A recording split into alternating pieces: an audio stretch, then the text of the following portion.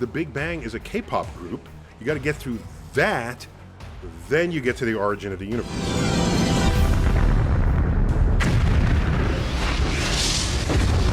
It's going to enclose everything we've been talking about up to that moment. La théorie du Big Bang est l'explication la plus largement acceptée de la création de l'univers. Définie simplement, elle affirme que l'univers tel que nous le connaissons a commencé par un point unique incroyablement chaud et dense qui s'est étendu et étiré. D'abord à un rythme inimaginable, puis à un rythme plus quantifiable, au cours des 13,8 milliards d'années suivantes pour former le cosmos toujours en expansion que nous voyons aujourd'hui. Comme la technologie actuelle ne permet pas aux astronomes de jeter un coup d'œil direct sur la naissance de l'univers, une grande partie de ce que nous savons sur le Big Bang repose sur des calculs et des modèles mathématiques. En revanche, les astronomes peuvent observer l'écho de l'expansion par le biais d'un phénomène connu sous le nom de fond diffus cosmologique. Le problème est que tout ce qui précède le Big Bang est incompréhensible. Cependant, avec l'augmentation récente des articles de préimpression et de vulgarisation scientifique sur les premières images du télescope spatial James Webb, d'anciennes affirmations selon lesquelles le Big Bang n'a pas eu lieu ont circulé sur les médias sociaux et dans les médias. Selon un chercheur, les images du DWST provoquent une panique chez les cosmologistes, c'est-à-dire ceux qui étudient les débuts de l'univers. Quelles sont les dernières images du DWST ? Comment les graphiques montrent-ils que la théorie du Big Bang était factuellement incorrecte? Pour le découvrir, examinons les informations fournies par le télescope spatial James Webb. L'année dernière, le lancement du télescope spatial James Webb a suscité beaucoup d'intérêt. Le télescope le plus avancé et le plus cher jamais construit, le DWST, est actuellement opérationnel et a la capacité de révolutionner complètement et fondamentalement l'astronomie par une seule découverte. Les avantages potentiels du DWST dépassent de loin les risques liés à son lancement. Aucun autre équipement scientifique n'a été aussi prometteur pour faire progresser la compréhension de l'univers par l'humanité. C'est pourquoi les scientifiques du monde entier font la queue pour utiliser le télescope depuis qu'il est opérationnel. Cependant, aucun d'entre eux n'était préparé à l'une des découvertes les plus stupéfiantes faites par le télescope. Après seulement quelques semaines de fonctionnement, le DWST a capturé des photographies qui remettent en question la théorie du Big Bang. Si la majorité de la communauté astronomique accepte cette théorie, certains théoriciens proposent d'autres explications comme une inflation perpétuelle ou un univers oscillant en plus du Big Bang. Lorsque l'inflation cosmique a brusquement et mystérieusement pris fin, les théories plus traditionnelles du Big Bang ont pris racine. Un torrent de matière et de rayonnement, connu sous le nom de réchauffage, a commencé à peupler notre univers avec les choses que nous connaissons aujourd'hui, particules, atomes, matière qui formaient des étoiles et des galaxies, etc. Selon la NASA, tout cela s'est produit pendant la première seconde qui a suivi la naissance de l'univers, alors que la température de tout était encore incroyablement élevée, à environ 10 milliards de degrés Fahrenheit, 5,5 milliards de degrés Celsius. L'univers comprenait alors un large éventail de particules fondamentales, dont des neutrons, des électrons et des protons, les ingrédients bruts qui allaient devenir les éléments constitutifs de tout ce que nous connaissons aujourd'hui. Parce qu'elle ne pouvait pas contenir de la lumière visible, cette soupe primitive aurait été difficile à percevoir. Selon la NASA, les électrons libres auraient fait se disperser la lumière des photons de la même manière que la lumière du soleil se disperse sur les gouttelettes d'eau des nuages. Cependant, au fil du temps, ces électrons libérés sont entrés en collision avec les noyaux, ce qui a donné naissance à des atomes neutres, c'est-à-dire des atomes ayant la même charge électrique positive et négative. Environ 380 000 ans après le Big Bang, cela a permis à la lumière de briller.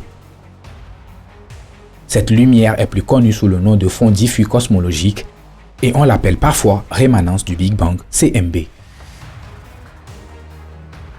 Il a été prédit par Ralph Alpher et d'autres scientifiques en 1948, mais il a été découvert par hasard environ 20 ans plus tard.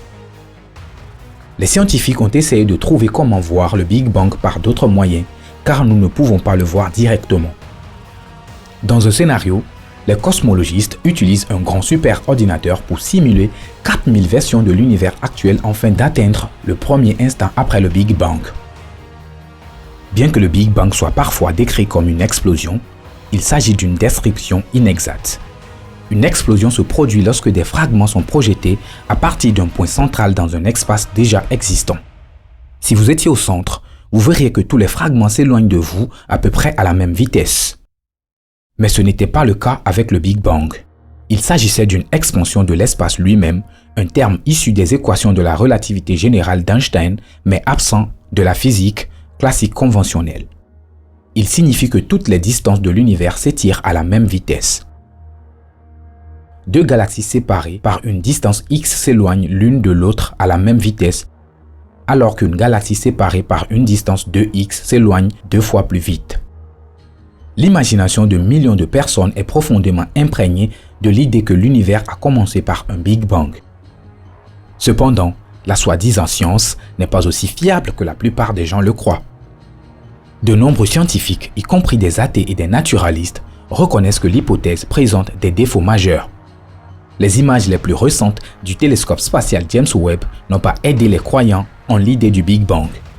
Le JWST est conçu pour voir les fréquences électromagnétiques infrarouges. La lumière des galaxies très lointaines étant décalée vers cette partie du spectre, le JWST devrait être en mesure de prendre des images plus détaillées de celles-ci. En effet, une comparaison en ligne montre que les images en champ profond de Webb sont supérieures aux images spectaculaires de Hubble. Les créationnistes reconnaissent depuis longtemps que le Big Bang souffre de l'énigme de la galaxie lointaine mature. La lumière des galaxies les plus lointaines met plus de 13 milliards d'années pour atteindre la Terre, selon la théorie du Big Bang. Selon la théorie du Big Bang, nous devrions regarder ces galaxies extraordinairement lointaines telles qu'elles étaient il y a plus de 13 milliards d'années et non telles qu'elles sont aujourd'hui. En conséquence, ces galaxies devraient apparaître non évoluées et immatures. Mais cette attente est rejetée à plusieurs reprises et les résultats préliminaires de la sonde Webb confirment cette tendance. Les résultats préliminaires du télescope spatial James Webb semblent indiquer que de grandes galaxies éblouissantes se sont formées au cours des 250 millions d'années qui ont suivi le Big Bang. Si cela se vérifie, cela ébranlera sérieusement les vues cosmologiques actuelles. Nombre de ces galaxies semblent être plus massives que le modèle cosmologique classique qui décrit la composition et l'évolution de l'univers. Pour être honnête, il s'agit de résultats préliminaires qui doivent encore être confirmés. Toutefois, elle inquiète clairement les théoriciens du Big Bang. Cela m'inquiète légèrement que nous trouvions ces monstres galaxies dans les premières images, a déclaré Richard Ellis, cosmologiste de l'Université College London. Cela me va bien au-delà de ce que les modèles prévoyaient, a déclaré Garth Illingworth de l'Université de Californie à Santa Cruz. Les photos du JWST présentent un défaut. Elles montrent un nombre exceptionnellement élevé de galaxies lisses, compactes et anciennes. Pourquoi cela semble-t-il contredire la théorie du Big Bang? Imaginez la perspective excessivement restreinte. Nous sommes témoins d'une illusion d'optique bizarre si l'univers est en expansion. En réalité, les galaxies et autres objets spatiaux naturels ne semblent pas rétrécir lorsqu'on s'en éloigne. Leur taille devrait augmenter de manière exponentielle à partir d'un certain point. Pensez-y, elles se sont rapprochées alors que leur luminosité apparente a diminué. Cela contraste avec l'apparence des choses dans l'espace non expansif, où la distance a l'effet inverse et où les objets semblent plus petits à mesure qu'ils s'éloignent. La découverte de petites galaxies par les astronomes analysant les photos du JWST ne peut être niée. Comparé aux photos de Hubble, les galaxies dont la luminosité et la masse sont supérieures à celles de la Voie lactée apparaissent 2 à 3 fois plus petites.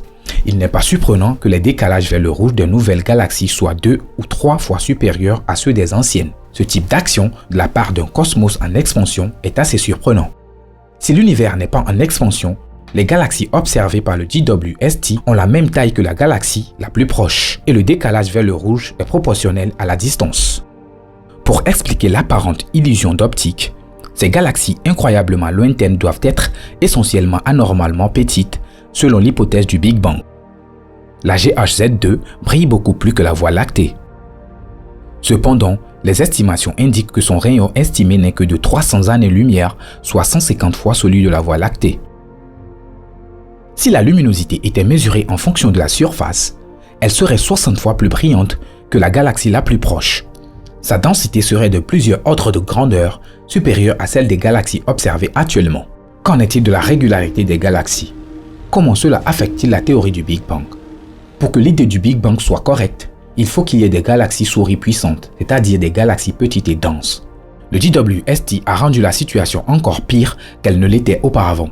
Selon cette hypothèse, les petites galaxies deviennent des galaxies actuelles en entrant en collision et en fusionnant au fur et à mesure de leur extension. Par conséquent, de nombreux partisans de la théorie du Big Bang pensent que nous trouverions des galaxies présentant des cicatrices apparentes ou des bords rugueux ou auxquels elles ont survécu. En revanche, la découverte inattendue par le JWST de disques très lisses et de magnifiques motifs en spirale les a pris par surprise. Ils apparaissent de la même manière que les galaxies actuelles. D'après les statistiques, le nombre de galaxies spirales lisses sur les photos était environ 10 fois supérieur à ce que prévoyait la théorie. Par conséquent, la nature omniprésente des fusions de galaxies est remise en question. Ces résultats réfutent le concept de fusion. Alors, que se passe-t-il lorsque les galaxies fusionnent rarement? Les galaxies individuelles ne peuvent pas accumuler une telle masse. Seules les fusions peuvent donner lieu à des structures aussi énormes. Par conséquent, nous pouvons supposer que les grandes galaxies n'ont jamais été de taille intermédiaire. Cela signifie également que l'hypothèse de l'expansion de l'univers était erronée dans sa prédiction d'une illusion d'optique, car l'absence d'une illusion prouve que l'univers ne croît pas. L'illusion est un résultat nécessaire de l'expansion. Les photographies du JWST montrent les galaxies les plus éloignées telles qu'elles auraient dû être 400 à 500 millions d'années après le Big Bang. En revanche, les populations d'étoiles de plusieurs de ces galaxies ont plus d'1 milliard d'années. Rien n'aurait pu exister avant la naissance de ces galaxies pour qu'un Big Bang se produise. Si la théorie du Big Bang est exacte, le JWST devrait identifier moins de galaxies à mesure qu'il remonte dans le temps. Il cesserait alors de surveiller les galaxies lointaines ou entrerait dans une phase d'obscurité cosmique. D'autre part, les scientifiques montrent que les galaxies massives telles que la Voie lactée continuent d'exister des centaines de millions d'années après le prétendu Big Bang. Les scientifiques estiment que le nombre de galaxies sur les dernières images du JWST est au moins 100 fois supérieur à ce que la théorie prévoyait pour de décalages vers le roue supérieur à 10, ce qui indique que de nombreuses galaxies massives ont vu le jour rapidement.